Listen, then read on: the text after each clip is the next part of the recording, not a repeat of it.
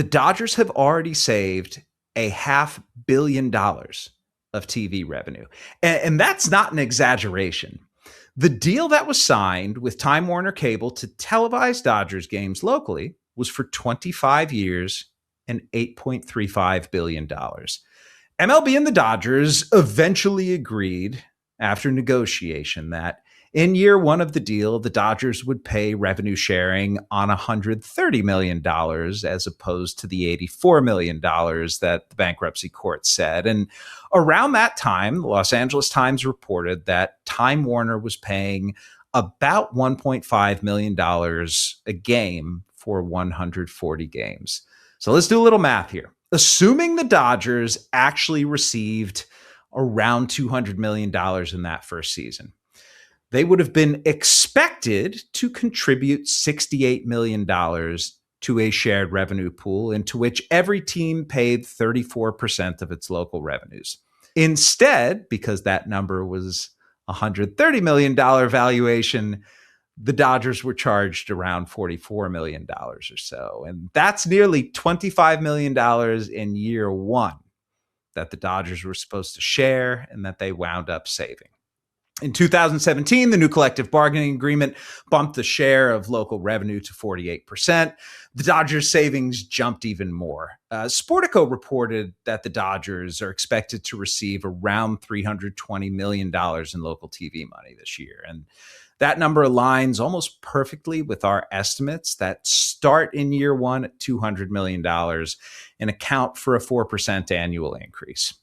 Under the rules in which they're paying full freight, the Dodgers this year would be charged around $150 million to put into that shared pool. Instead, they're expected to contribute around $100 million. You keep playing that out, and the numbers get even bigger. The final year of the deal, 2038, the Dodgers are reportedly going to exceed $500 million in local TV revenue. The savings of what they're going to pay on that compared to what they should are expected to be upward in that 1 year of $80 million. All in all, based on those numbers, the Dodgers, by the end of their TV deal, stand to save more than $1.3 billion in shared TV money. And all that as the regional sports network industry collapsed in baseball and the Dodgers' advantage grew even more profound. And if I can be clear for a second, that's what it was. It was an advantage, a big advantage. And that's vital to all this. As much as other teams could, and you can argue should, be more aggressive in their pursuit of a championship, that does not mean that any team can be just like the Dodgers. I have never said that. I never would say that because it's not true.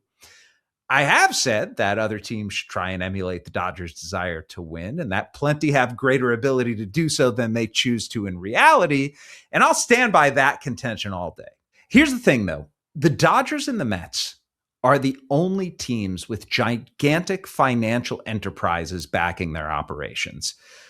Nick Nemeth, who runs the Mispriced Assets Substack, has done a tremendous job reporting on this story. He wrote the first substantive piece that tied together a number of the elements of Mark Walter's empire. And a week ago, he reported that nearly $1.5 billion of debt issued by American Media Productions, which is the company the Dodgers created to manage their television network, Sportsnet LA, is held by Delaware Life, ClearSpring, and 3 other insurance companies owned by members of the Dodgers ownership consortium. Delaware Life has $277 million in AMP debt. ClearSpring has $310 million. Another company owned by Todd Boehly, who was president of Guggenheim Partners until 2015 and is still a prominent face of Dodgers ownership, is called Security Benefit Life and has the largest ownership of the 5 at $371.5 million.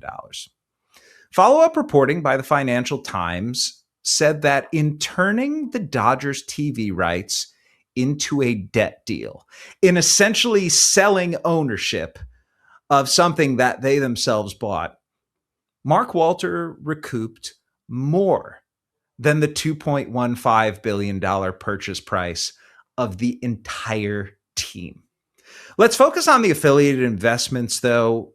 What does it tell you, Tom, that nearly $1.5 billion cash went from affiliated insurance companies right into the pockets of the Dodgers? And how would cash of that magnitude help a business like the Dodgers? Okay, so this is where I start getting upset, frankly.